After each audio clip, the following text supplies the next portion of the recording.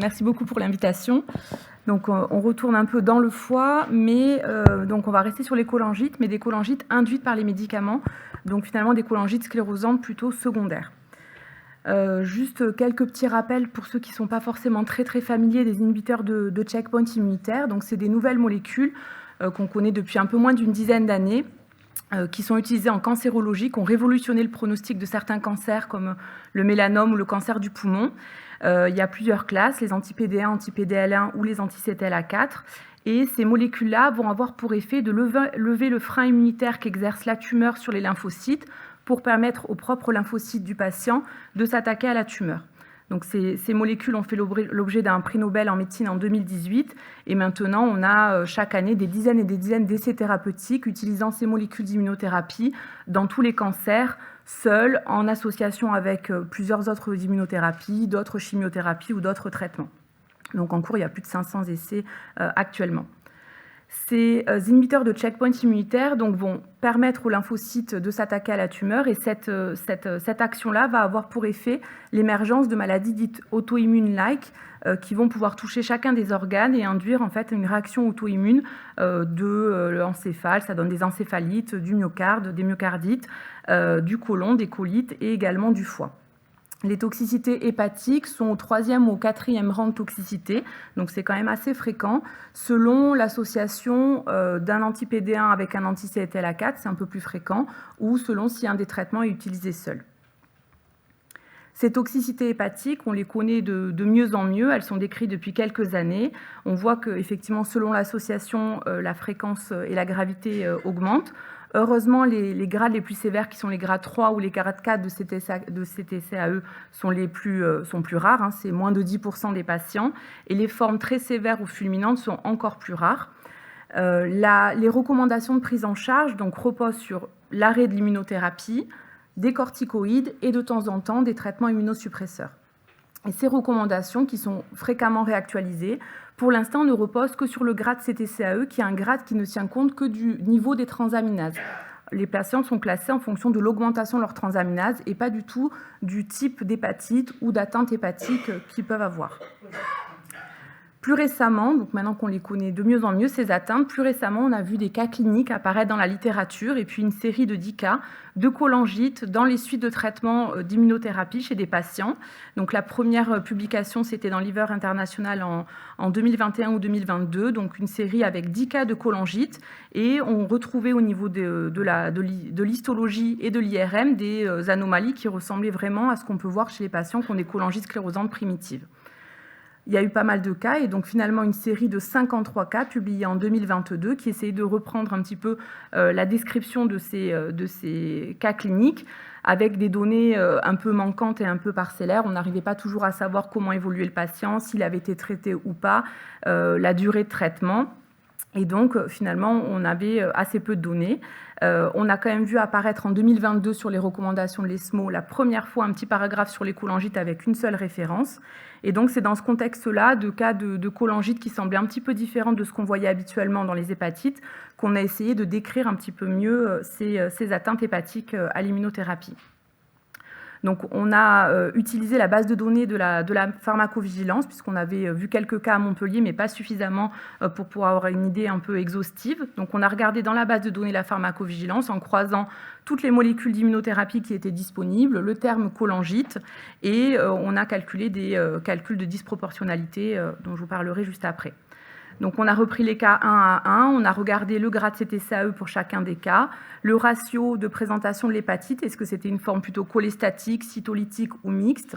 Et puis, quand les données étaient disponibles, on a regardé s'il y avait une IRM, une analyse des voies biliaires, est-ce qu'il y avait une dilatation des voies biliaires, est-ce qu'il y avait de l'inflammation, des signes de cholangite sclérosante, et puis l'atteinte. Avec bien sûr le biais que c'est en fonction de ce qui est rapporté dans la base de données de la pharmacovigilance. La chance qu'on a, c'est que la pharmacovigilance française est très bien tenue et très à jour.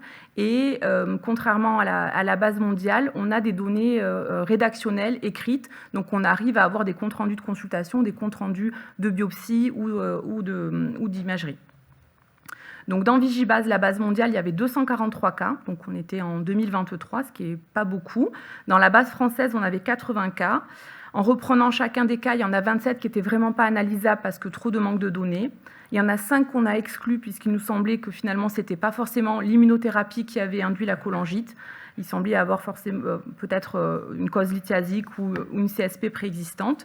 Et donc, finalement, on a pu analyser 48 cas. Donc, je vous rappelle que c'est des patients qui ont un cancer, qui avaient un âge moyen de 64 ans, autant de répartition d'hommes que de femmes. Comme vous le voyez tout de suite sur la répartition de l'immunothérapie, 95% des patients avaient des anti-PD1 ou des anti-PDL1 seuls. Seuls 2 patients avaient l'association avec un anti-CTLA4. Les cancers les plus fréquemment retrouvés étaient le mélanome et le poumon, mais c'est assez logique puisque c'est les cancers qui ont les premiers l'AMM pour ces immunothérapies. Et première information qui diffère un petit peu de ce qu'on connaît dans les hépatites à l'immunothérapie de forme un peu plus classique, c'est que la durée de traitement entre le début de l'immunothérapie et la survenue de la cholangite était de 244 jours. Donc c'est très long. On sait en général dans les formes plus classiques cytolytiques d'hépatite que l'hépatite elle arrive dans les 3 premiers cycles, donc dans les 3 premiers mois de traitement. Donc là c'était une première information avec une durée moyenne de cycle, selon que c'était tous les 2 semaines ou toutes les 3 semaines, de 13 cycles. Donc un effet qui semble apparaître un peu plus longtemps après le début du traitement. 40% des patients avaient des effets secondaires liés à cette cholangite. Le reste des patients, c'était une découverte fortuite.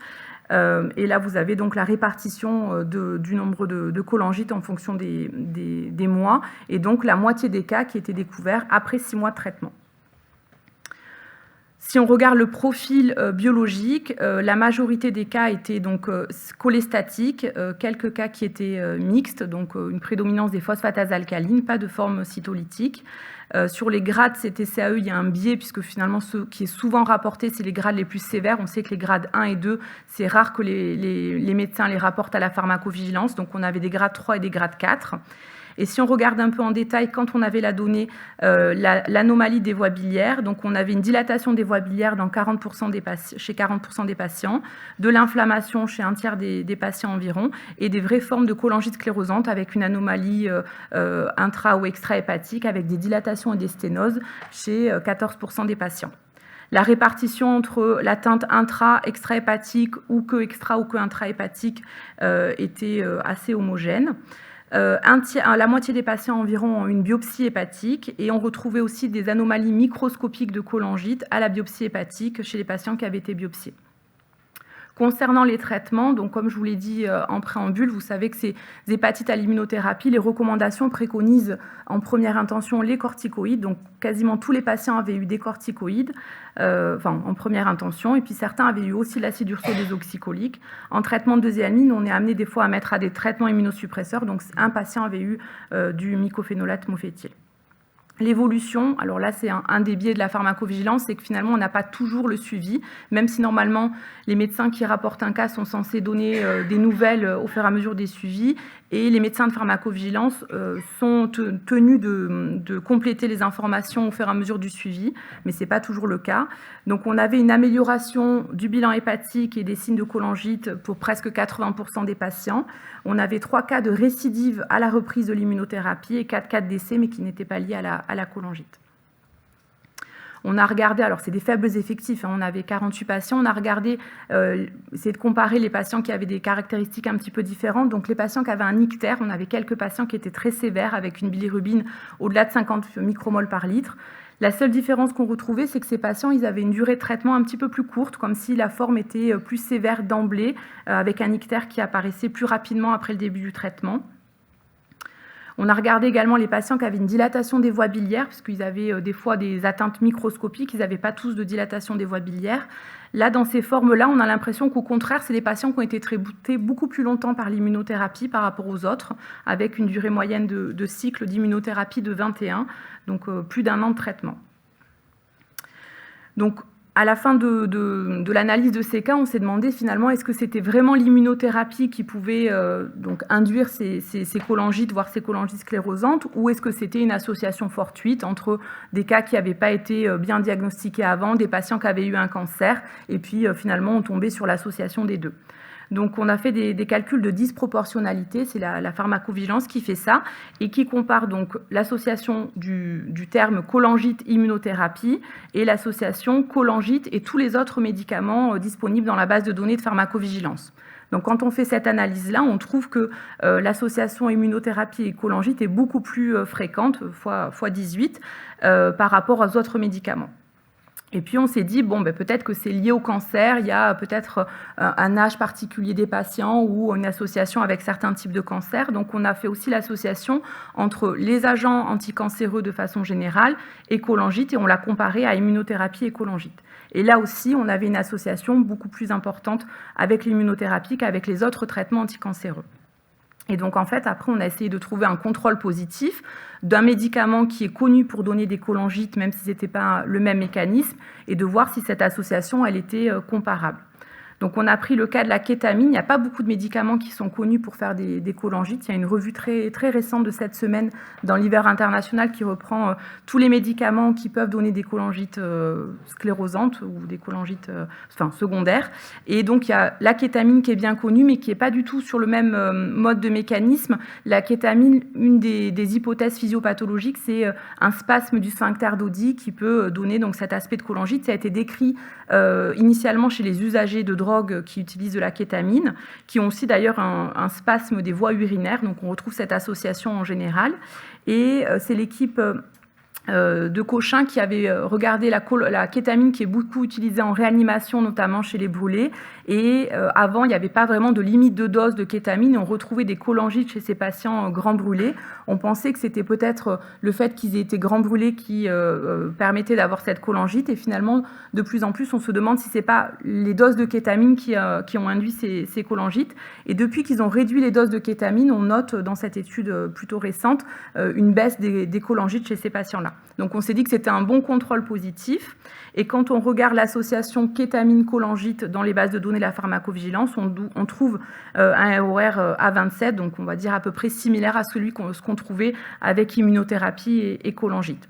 Donc ça conforte vraiment le fait que l'immunothérapie, on ne sait pas encore très très bien par quel mécanisme, mais vraiment peut donner des formes plutôt cytolytiques, hépatiques, ce qu'on voit très classiquement, mais également des formes de cholangite avec même des atteintes de cholangite sclérosante.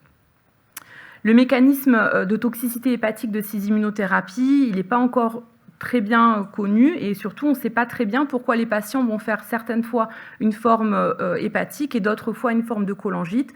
On ne sait pas non plus encore très bien pourquoi les patients qui vont avoir de l'immunothérapie qui sont de plus en plus fréquents vont faire un coup une atteinte colite, un coup une atteinte de myocardite ou pas d'atteinte du tout qui soit traitée pendant 3 mois ou pendant 3 ans. On n'a pas encore beaucoup d'informations là-dessus.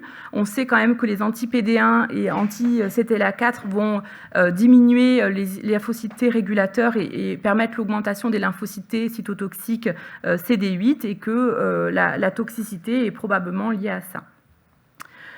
Cholangite et immunothérapie, il n'y a pas encore de données vraiment très solides. Il y a une étude qui, sur un modèle murin de cholangite, donc sans aucun rapport avec l'immunothérapie, avait mis en évidence un lien entre CD8, IL-17 et en ajoutant dans ce modèle murin des anti-PD1, on retrouvait une aggravation de la cholangite. C'est les données qui sont ici, qu'on ne va pas forcément détailler.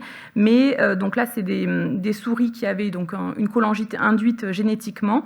Et quand on ajoute l'anti-PD1 chez ces souris, on voit une augmentation des tests hépatiques et des signes de toxicité ou de cholangite. Donc finalement, est-ce que c'est rare? Nous, on n'a retrouvé que 48 cas dans la base de données de pharmacovigilance, mais si vous vous souvenez des résultats, la plupart des patients avaient un phénotype cholestatique avec une augmentation principalement des phosphatases alcalines. Et si on reprend les séries de patients qui ont une toxicité de l'immunothérapie, notamment cette étude de l'année dernière, on voit finalement que la répartition des formes cholestatiques, elle n'est pas rare, c'est 1/3 des cas. De patients qui ont eu principalement des anti-PD1, donc ça correspond bien à ce qu'on voit dans les formes de cholangite. Et dans une deuxième étude publiée la même année, on retrouve un taux un peu plus faible, mais on retrouve aussi des formes mixtes, et donc finalement la moitié des patients ont des formes mixtes ou cholestatiques. Donc peut-être que ces cholangites, qui peuvent être ou microscopiques ou macroscopiques à l'IRM, sont peut-être sous-diagnostiqués, puisque c'est des patients qui sont quand même principalement vus par les oncologues, qui ne sont pas forcément encore bien au fait des différentes formes de toxicité. Et de plus en plus, chez ces patients qui ont les phosphatases alcalines augmentées, on insiste pour qu'il y ait une imagerie biliaire bien faite et d'aller jusqu'à la bili-IRM. Et quand la bili-IRM est normale, on essaye d'aller jusqu'à la biopsie hépatique pour voir s'il n'y a pas une atteinte microscopique des voies biliaires. Sur le plan thérapeutique, donc les recommandations préconisées jusqu'à présent, les corticoïdes en première intention. Là, je vous ai remis les données de la série des 53 cas publiés l'année dernière, il y a 2 ans maintenant. Si on regarde sur les traitements, donc l'acide urso-désoxycholique, finalement, il y avait très peu de patients qui avaient de l'acide urso-désoxycholique, 20 sur les 53. Et si on regarde la réponse au traitement, il y a moins de 10% des patients qui ont une réponse complète. Donc peut-être une corrélation aussi entre finalement les patients qui ont été traités que par corticoïdes, pas forcément par acide urso-désoxycholique, sur des formes de cholangite, et peut-être un traitement qui n'était pas forcément complètement adapté. Depuis, il y a eu des avancées. Les recommandations de l'ESMO, elles évoluent d'année en année et au fur et à mesure des publications. Et donc, on voit sur l'actualisation de 2024 que pour la première fois, l'acide urso-désoxycholique apparaît dans la liste des traitements possibles, notamment pour les formes de cholangite. Et elle apparaît aussi dans l'arbre de prise en charge, avec en rouge, je vous ai encadré, la possibilité, en cas de forme cholestatique, de mettre de l'acide urso-désoxycholique. Pour l'instant, il l'associe aux corticoïdes, mais on va débuter un essai dans le cadre d'un PHRC l'année prochaine qui compare dans les formes cholestatiques l'acide urso aux corticoïdes pour vérifier si les corticoïdes sont nécessaires dans cette indication. Peut-être que ces patients-là peuvent bénéficier seulement d'acide urso-désoxycholique et leur épargner les corticoïdes dans ce contexte-là. Donc en conclusion, je pense vous avoir montré que l'immunothérapie peut induire des cholangites et des cholangites sclérosantes secondaires. Ce n'est pas toujours le cas, mais il y a quelques cas bien décrits. Le profil biologique, il faut y penser sur les formes cholestatiques ou mixtes avec augmentation des phosphatases alcalines. Il apparaît que le délai de survenue de ces toxicités est plus long que ce qu'on voit habituellement dans les hépatites, avec de temps en temps des dilatations des voies biliaires après 1 an de traitement, voire des fois 2 à 3 ans de traitement. Dans les cancers pulmonaires ou dans les mélanomes, il y a des patients qui ont ce traitement en maintenance pendant des années et des années tant que ça fonctionne. Donc on va être amené à en voir de plus en plus. On a des atteintes qui peuvent être micro ou macroscopiques.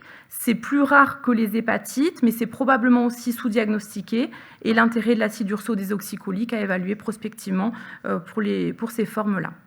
Voilà, je vous remercie.